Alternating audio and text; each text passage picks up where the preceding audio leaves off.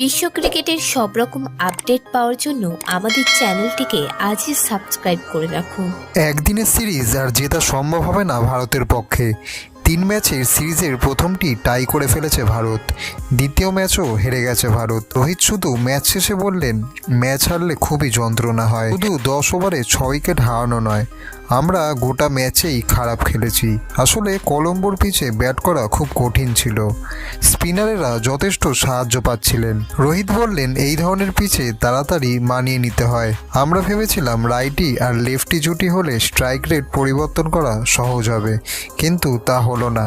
টি-20 series জিতলেও একদিনের ম্যাচে যথেষ্ট সমস্যায় পড়েছে ভারত। যে কোনোভাবেই শেষ ম্যাচ জিতে সিরিজ ড্র করতে চাইবে এই মুহূর্তে ভারত।